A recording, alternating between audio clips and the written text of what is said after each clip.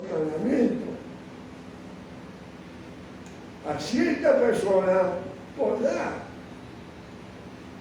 parecer que el dedicar parte de su tiempo al estudio de la Torah, esto le hará perder sus ganancias materiales.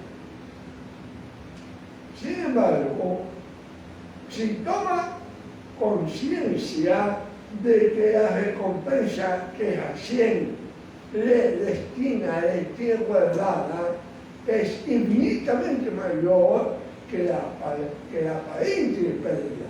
Amén. Ciertamente que se esforzará por estudiar Torah antes de ocuparse de sus negocios. Dale primero lo que es de Dios.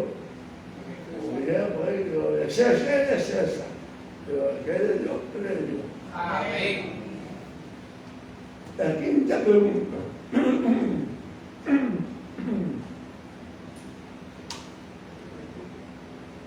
¿A quién se le puede considerar fuerte? A quien domine la mala inclinación, es decir, hará. Cuando una persona es joven, así como el llamado Jonathan, fuerte, joven, simpático, yo he sido propaganda para ver si te gusta la muchacha.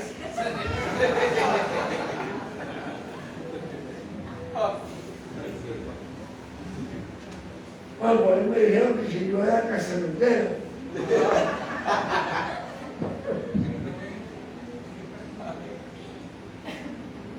Me decía, pues, cuando una persona es joven, llena de energía, su mala inclinación, amado, libra constantemente una gran batalla en contra de esa persona. Pero si es capaz de vencerla, de dominarla, puede entonces enorgullecerse de su fuerza interna, aun cuando físicamente sea débil. No necesariamente que tenga el cuerpo que tiene Jonathan.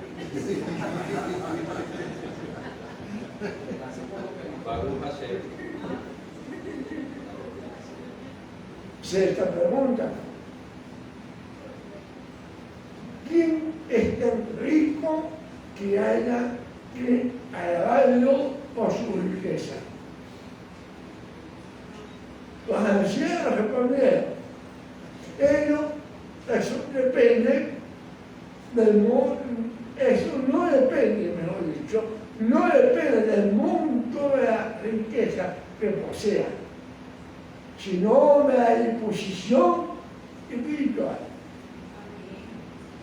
Es decir, estar contento y agradecido por lo que posee, reconocerá que todo lo recibió como regalo de Hashem.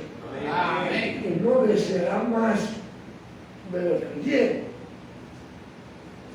De esta manera, su espíritu se sentirá siempre satisfecho y podrá dedicarse de buena voluntad al servicio de Hashem. Amén. Aquí todos somos servidores de Hashem. Amén. En cambio, aquel que nunca está satisfecho por lo que tiene, siempre se estará quejando de su situación y su alma padecerá a causa de ello. Tristemente, amado. Constantemente se preguntará, el hombre inconforme, ¿por qué fulano tiene más que yo? ¿Por qué tiene yo no? Es que un carro malo, yo un carrito viejo. Su envidia, amado, lo llevará a la destrucción de su bienestar espiritual. Una persona así no podrá ni siquiera dirigir sus oraciones correctamente, ya que toda su personalidad está totalmente busca conscientemente en amasar fortuna. Sobre este tema los sabios determinaron: ningún hombre muere con la mitad de sus deseos realizados. Si llega a tener 100, quiere 200. Si tiene 200, quiere 300. Todo ser humano anhela siempre el doble de lo que tiene, sin llegar jamás a alcanzar. En suma, a pesar de que un individuo esté lleno de riqueza, no es lícito vanagloriarse de ello. En el fondo, ese hombre en el fondo, no hay ser más inteligente que él. No sé si me da entender.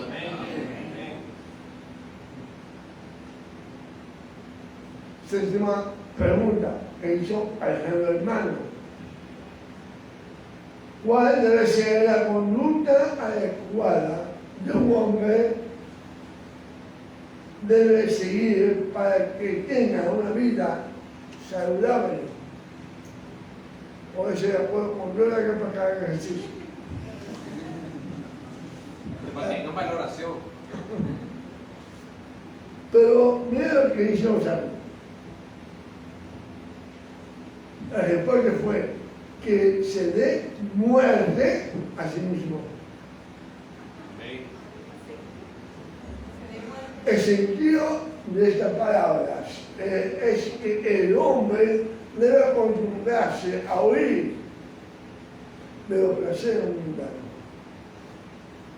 Huir, hacerse morir. Todo es cuestión de hábito. Si una persona se acostumbra a contentarse con poco, vivirá una vida saludable y vigorosa.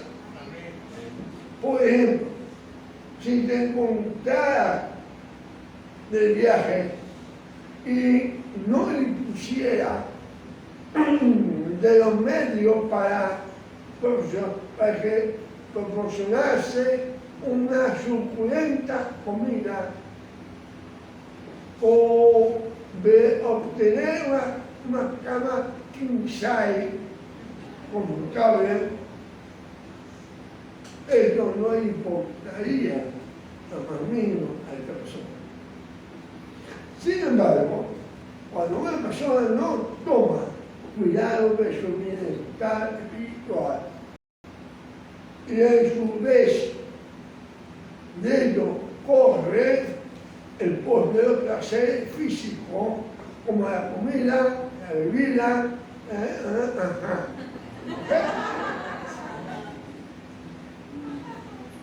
Si ocurriera que debido a cualquier circunstancia no es posible procurarse el placer ansía, esta persona sería incluso capaz de robar con tal de satisfacer su deseo. Su fin no puede ser otro que el ser atrapado y castigado incluso por la muerte, por cometer algún robo, por algo que no sabemos. En relación con esto, nuestros sabios enseñaron que si un hombre realmente desea vivir una existencia saludable, le conviene que sea siempre la palabra que yo siempre uso casi en todas mis intervenciones. Sé humilde. Amén. La gente entonces profesará una actitud bondadosa, amado. Amén. Y vivirá diariamente. Porque la energía que emana esta gente, como da a él, eso es beneficioso para él. Y le obtendrá una vida larga también. Por el contrario, cuando una persona es soberbia y arrogante, la demás gente, ¿qué pasa? Averga, envidia contra él. Y empieza las emanaciones negativas contra esa persona.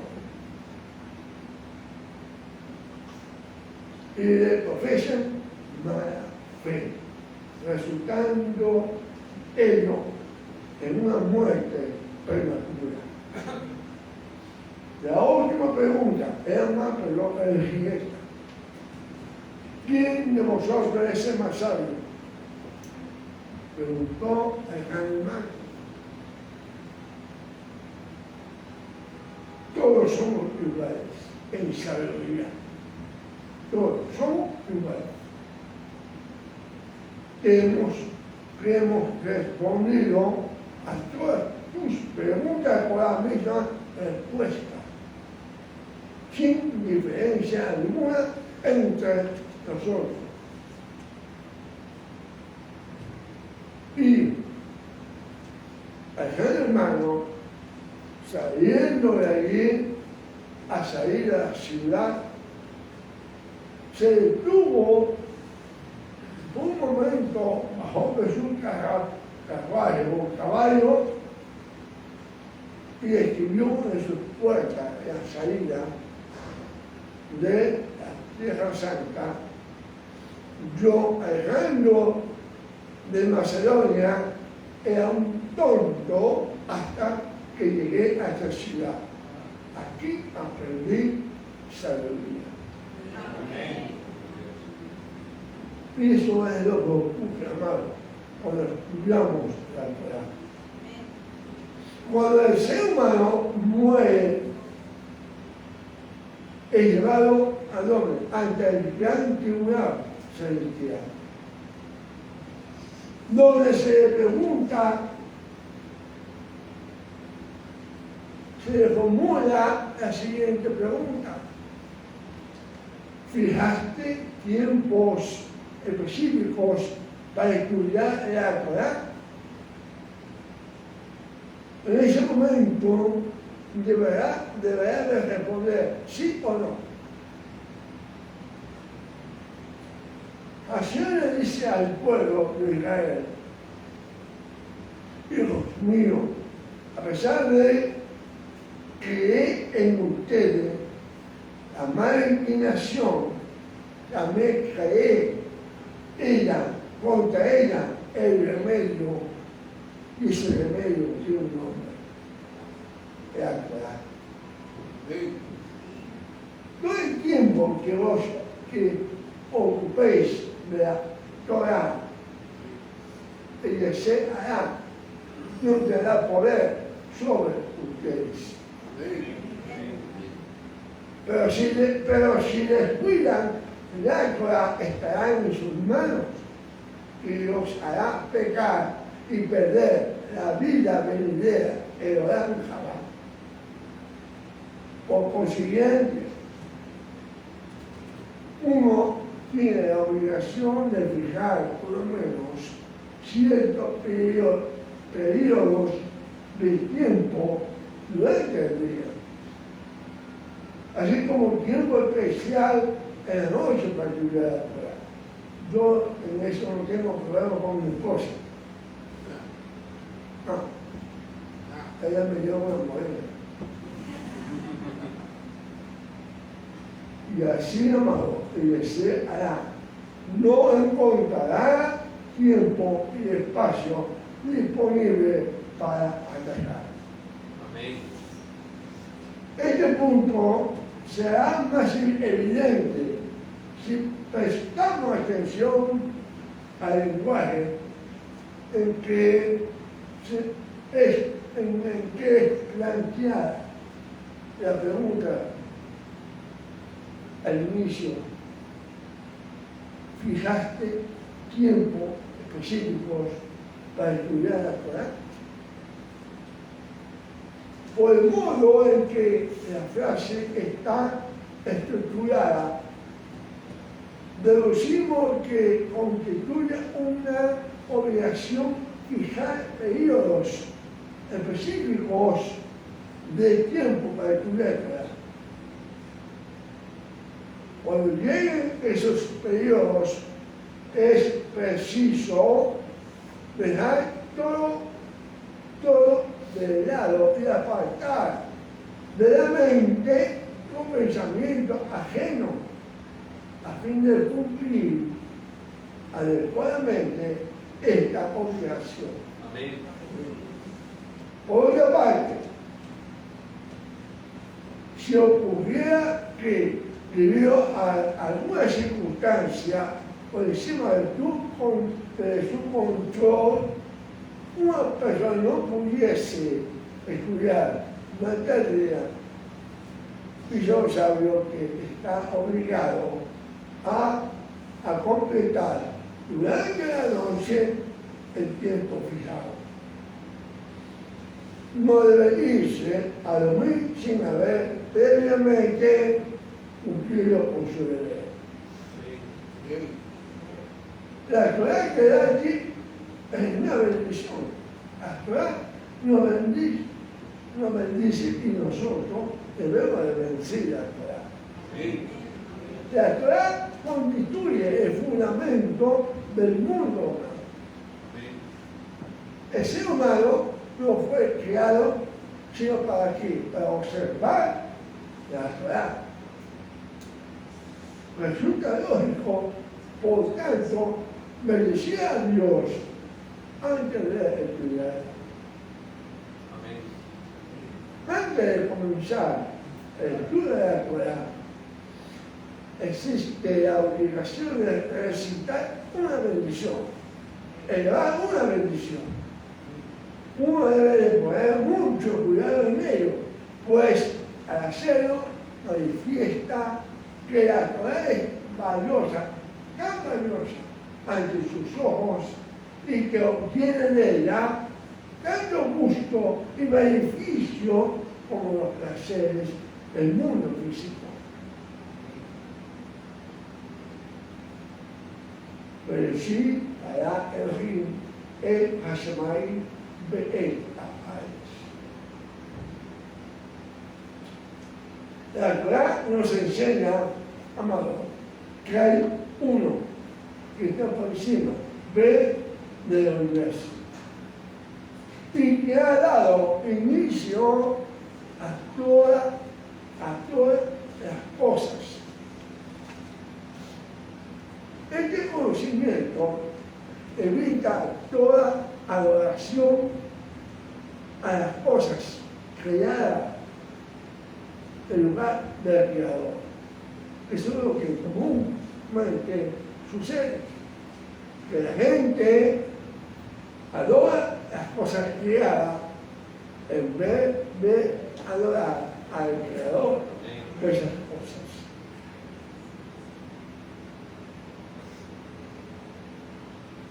Y esto, hacerlo, es la esencia misma de la idolatría, como está escrito en Romanos 1, 20 a 25.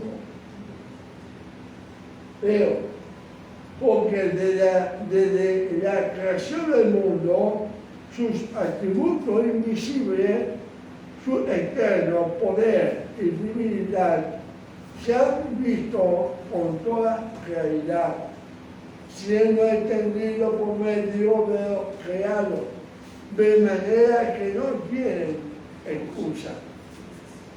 Pues, aunque conocían a Elohim, ni le dieron gracia,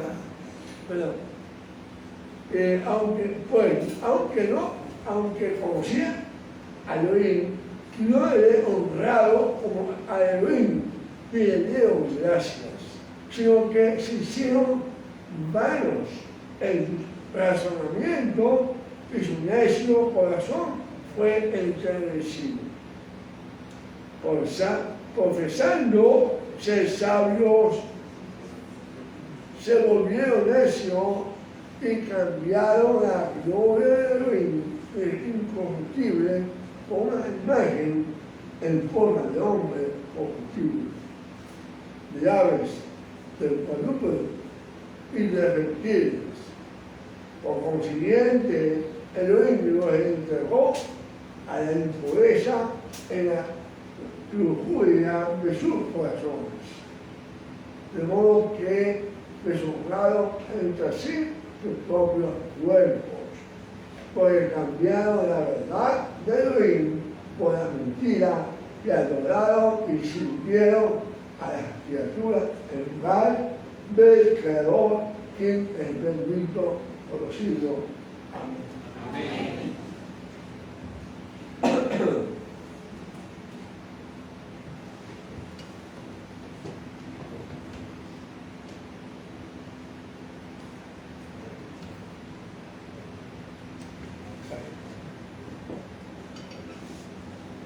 El hecho de que alguien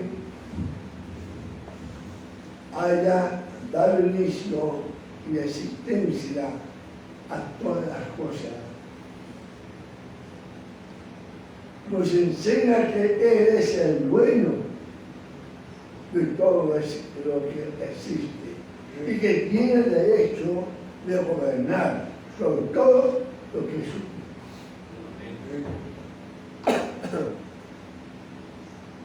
El derecho le convierte en el gran legislador del universo. Si hay uno que ha dado inicio a todo lo que existe, tanto en los cielos como en la tierra, entonces todo lo que existe tiene que cumplir los propósitos suyos.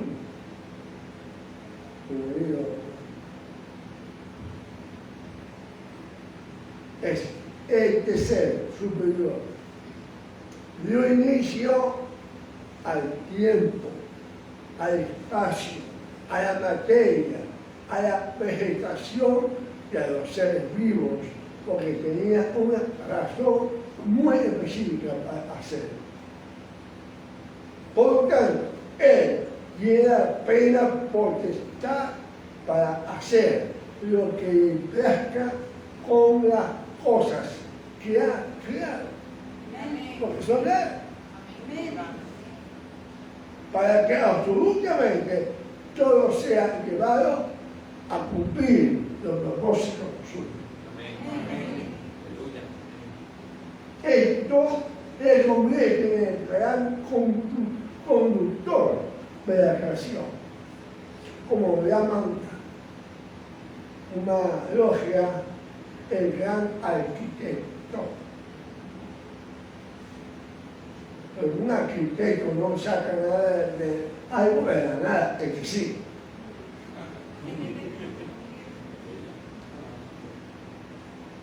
Lo digo por los arquitectos, ¿no?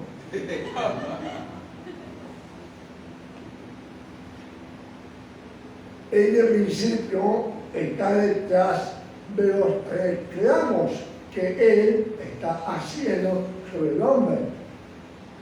A ordenarle, ¿qué cosa? Cumplir su mandamiento. Porque tú eres una creación de Él.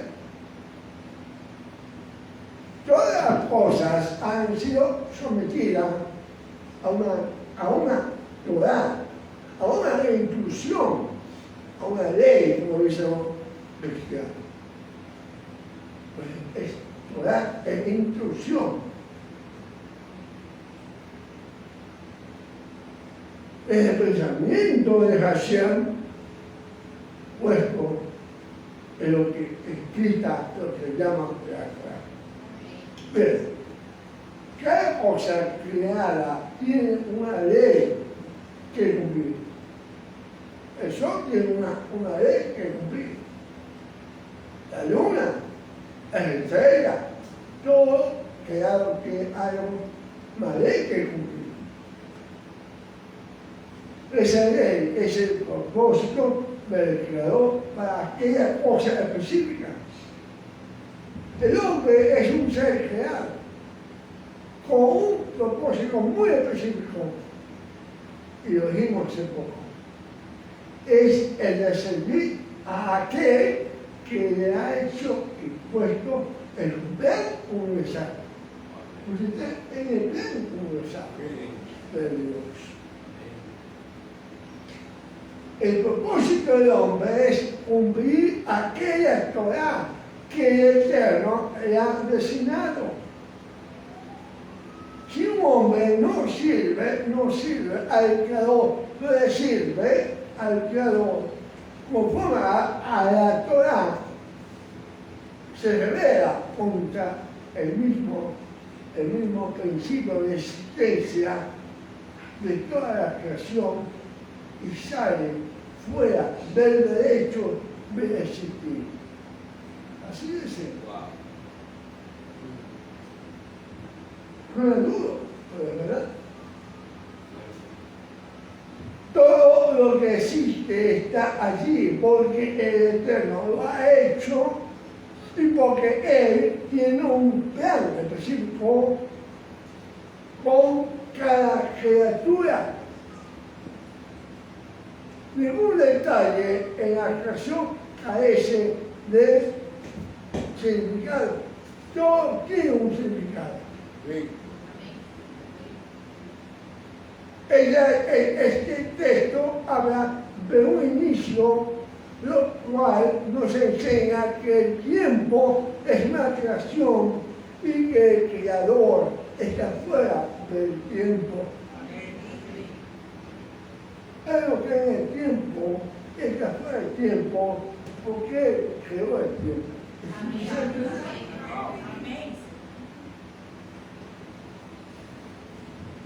Luego habla de que los cielos y la tierra fueron creados, lo cual nos enseña que el espacio y la materia no son eternos, sino fueron llevados a la existencia en un momento histórico, en el principio del tiempo. ¿Qué había antes del principio? Solo uno, Elohim. Sin embargo, dentro de Elohim había planes.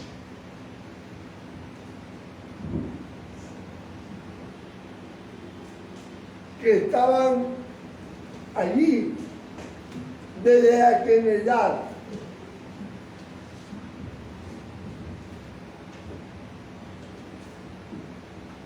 Por eso yo siempre digo, en la mente de la nación estaba Jesús. Ya antes de que él existiera, antes de que él viniera por primera vez, que vendrá pronto por segunda vez. Amén. Si nosotros creemos eso.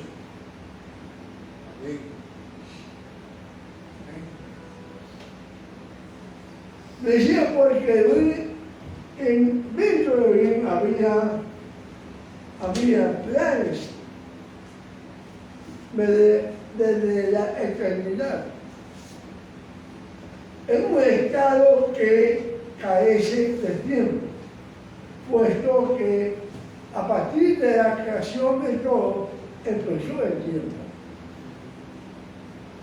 ¿Me entienden? Todo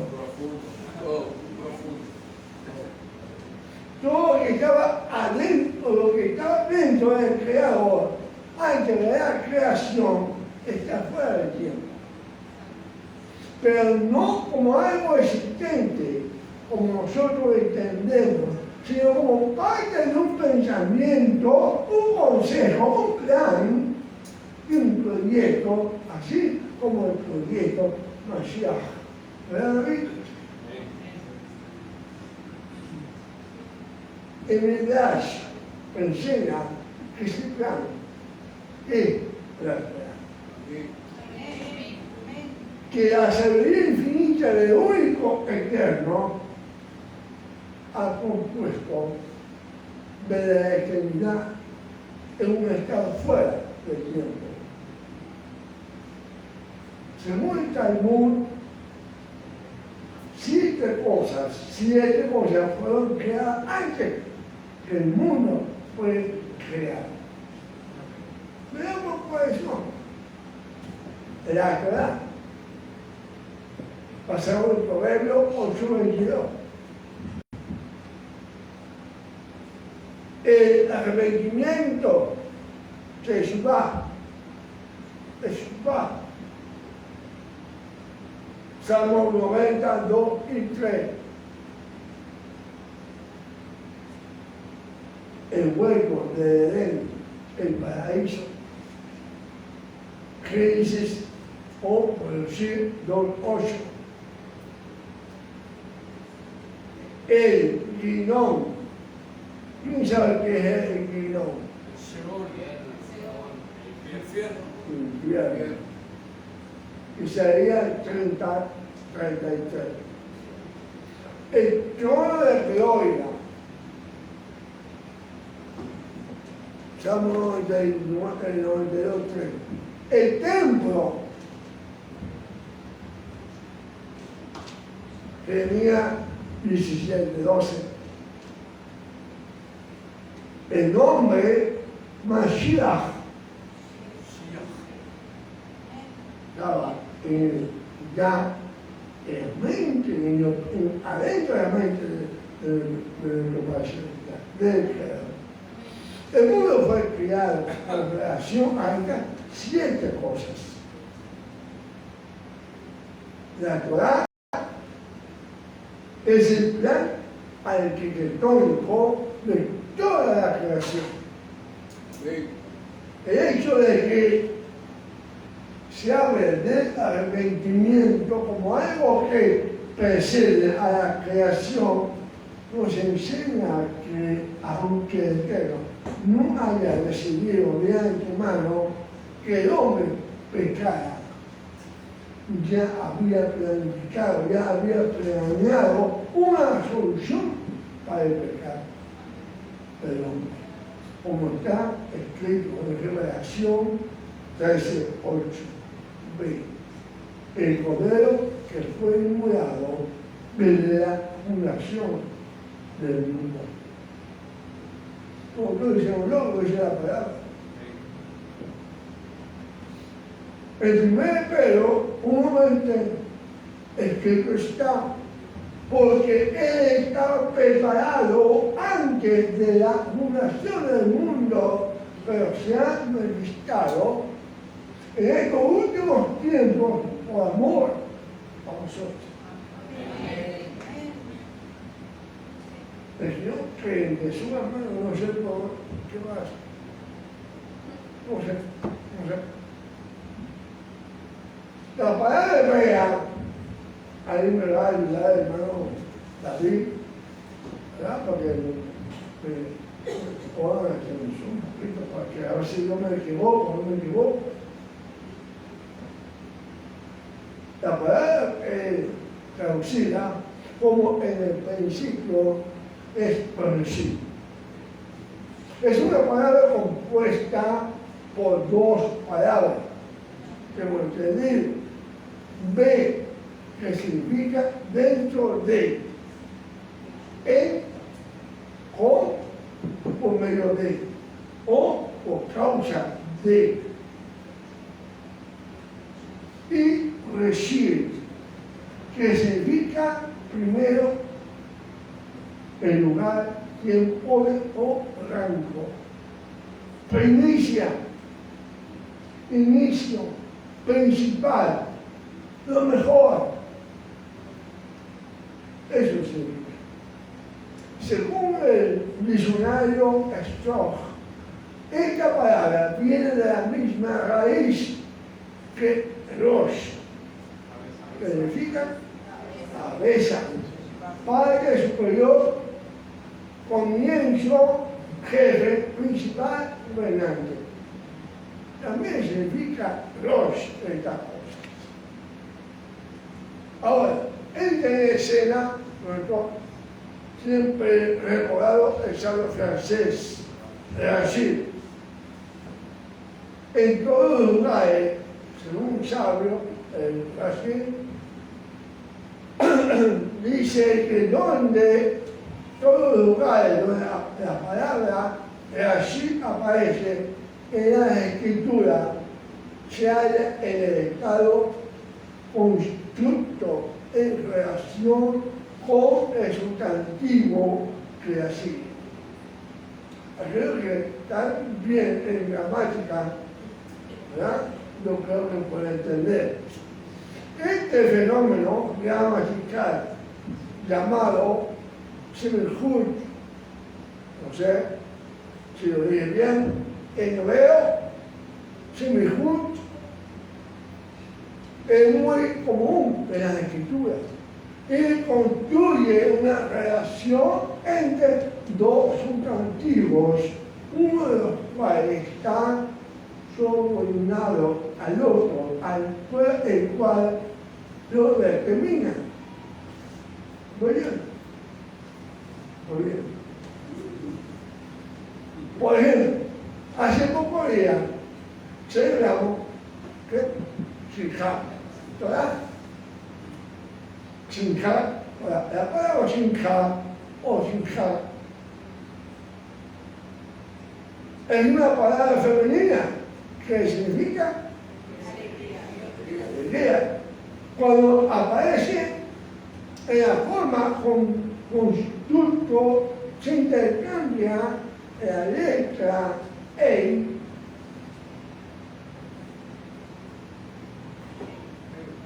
¿ok?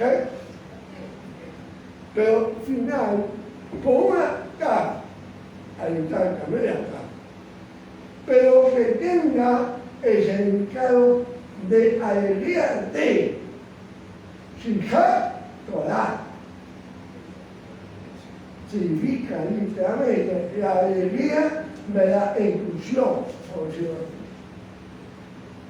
así. La letra K final en la palabra Bereshit muestra que está escrita en forma constructo, dando el significado de principio de. Ahora, la palabra que sigue es para, que literalmente significa que no, y por lo tanto no es un sustantivo, sino un verbo. Sin embargo, según Rashi, este verbo debe ser entendido como el crear. No creó, sino como el crear. La traducción literal de los dos primeros versículos sería entonces de esa forma.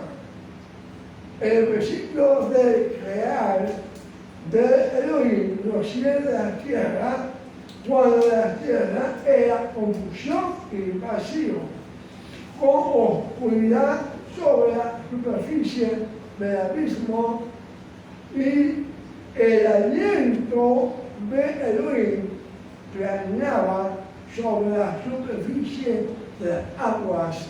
Entonces Elohim dijo: a la luz, y luz. Según esta interpretación, el primer versículo no explica el orden en que fueron creadas todas las cosas.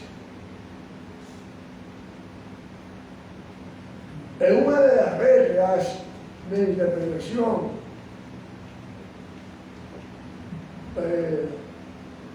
conocido como el Pardesh, el tercer nivel de hebreo Brash, que es búsqueda, se compara y se relaciona una expresión o una palabra que aparece en diferentes textos en la escritura. La palabra, por ejemplo, la palabra recibir aparece casi 20 veces en Jumash. Y más de 50 ocasiones en toda la Tanaj.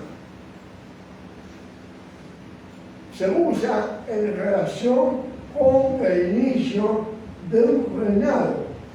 Por ejemplo, Génesis 10:10 dice, Él construyó su primer Reshit, construyó su primer reino en la tierra de Babilonia, por las ciudades de Babel, Acá y Calné.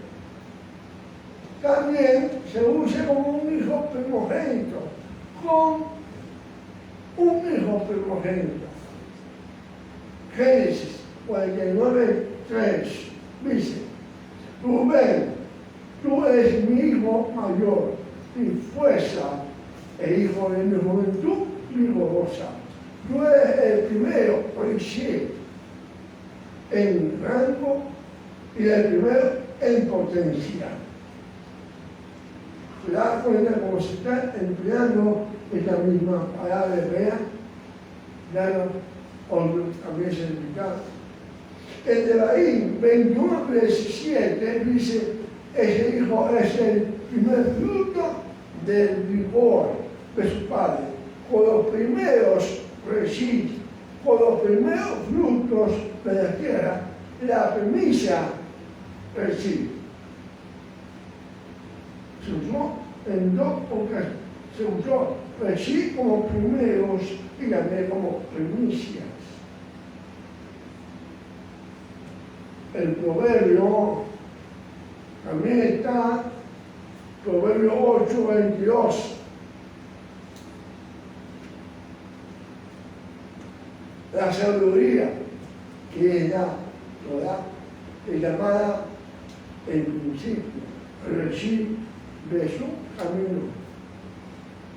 Jeremías 2:3, el pueblo de Israel es llamado la primicia, Reshit de sus frutos, la primicia de sus frutos. En la escritura hay una relación muy íntima entre Reshit y el Mesías. El Mesías es el Reshit de todas las cosas. Como está escrito en Colosenses 1:15 al 18. Él es la imagen Elohim invisible, el primogénito de toda la creación. Porque en él fueron creadas todas las cosas, tanto en los cielos como en la tierra, visible e invisible, ya sean trono o dominio, o poderes o autoridades. Todo ha sido creado por medio de Él y para Él. Y Él es antes de todas las cosas. En Él todas las cosas permanecen.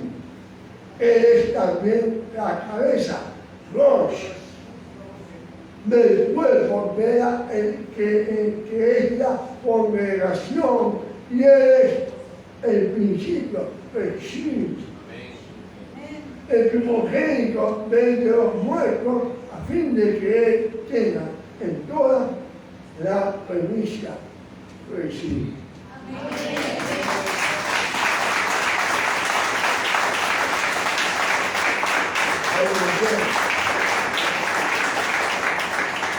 El Mesías también es también la primicia, el Reshit de la resurrección. Como está escrito en 1 Corintios 15:20, que dice más, ahora el Mesías ha resucitado de entre los muertos primicia recibí de los que durmieron. Pero cada uno en su debido orden. El Mesías, las primicias recibí, luego lo que son del Mesías en su venida. Amén. El Mesías. Aquí ya que hablamos, dijimos que estaba en la mente ese proyecto que está detrás de las cosas creadas.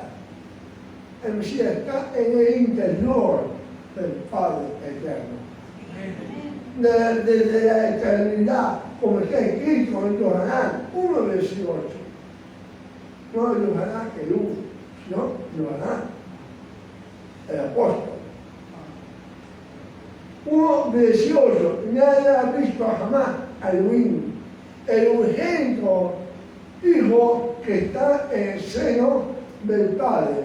Él le ha dado a conocer.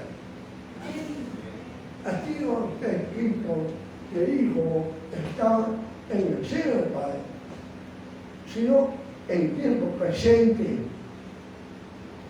Está en el seno del Padre. No sé si se dan cuenta. Como el Padre está fuera del tiempo, su Hijo, que es el proyecto Mesías, está fuera del tiempo. Dentro del Padre, en la eternidad, en el presente continuo, por toda la eternidad. Como también está escrito en Yohanan 17:5 y 24, que dice: y ahora glorifícame tú, Padre, junto a ti, por la gloria que tenía contigo antes de que el mundo existiera.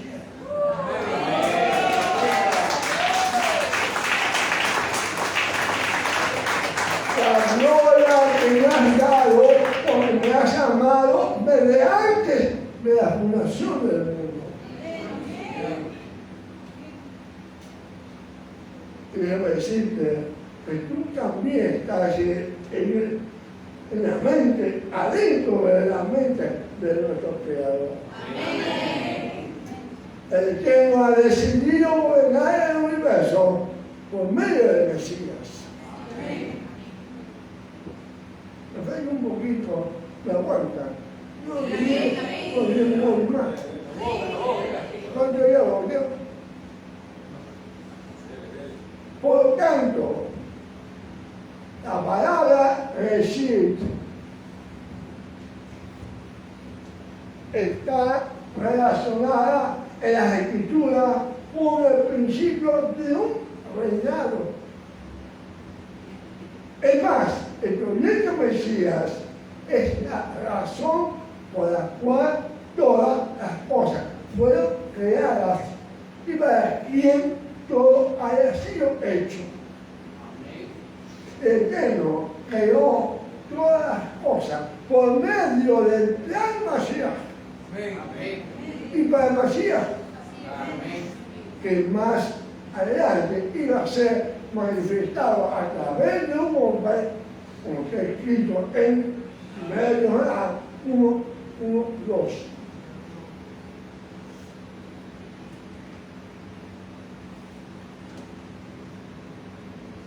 Como que ustedes lo dicen también podemos hacer.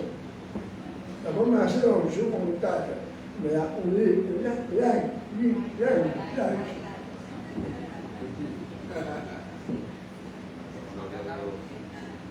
Dijimos que el prefijo hebreo B en la primera palabra de la Torah, Bereshit, significa en, por, en aras o por causa de, en virtud de o por causa de. Esto nos enseña que Elohim creó los cielos y la tierra en Reshit o por causa de Reshit. Están cantando.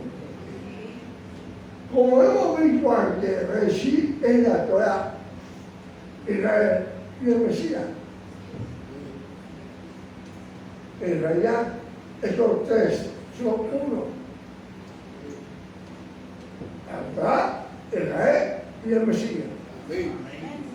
La Torah es el plan eterno, por medio del cual hemos fue creado. Israel es el hijo primogénito del Eterno.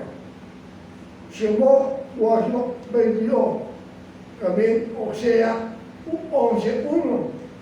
Dice, lo que existía desde el principio, lo que hemos oído, lo hemos visto con nuestros ojos, lo que hemos contemplado y lo que han palpado nuestras manos acerca de la palabra de vida, pues la vida fue manifestada y nosotros la hemos visto y damos testimonio y os anunciamos la vida eterna, la cual estaba con el Padre y se nos manifestó. Ellos harán 1:14. Está escrito. Y la palabra se hizo carne y la habitó entre nosotros.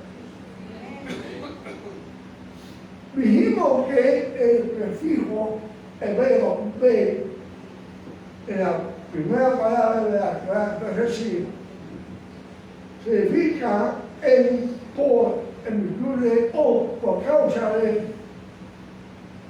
Esto nos enseña que Elohim creó los cielos de la tierra en Reshit o por causa de Reshit. La Torah es el plan externo por medio del cual el mundo fue creado. Israel, como dije, es el primogénito, ¿verdad? Es el primogénito del Eterno. Éxodo 4:22, o sea, la que mencioné hace poco. Amados hijos, hermanos, amigos y amigos del Mesías, estudiantes del Mesías. Esfuérzate para someter tu alma a la percepción espiritual y vive según la información que el Espíritu del Eterno te esté revelando. Así podrás ser restaurado como ser humano, como un ser humano, como un hijo de Dios, y llegar a las alturas de tu primer padre, Adán, y tu segundo padre, el Mesías Jesús.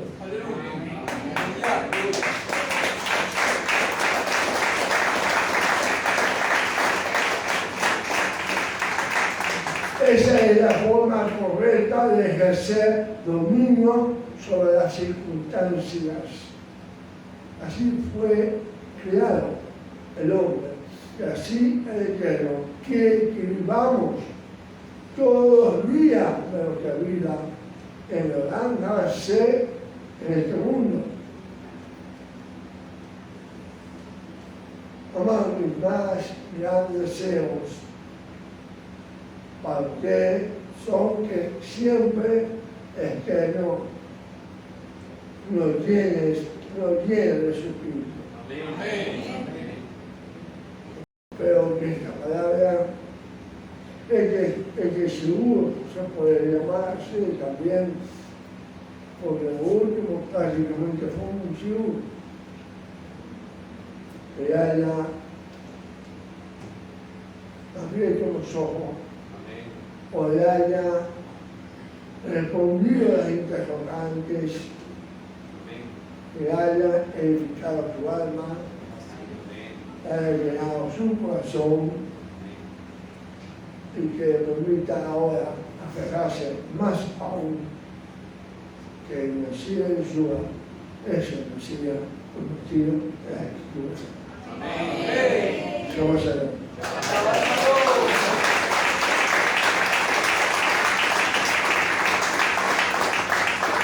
Le pido de los que están conectados e integran. Shabbat Shalom.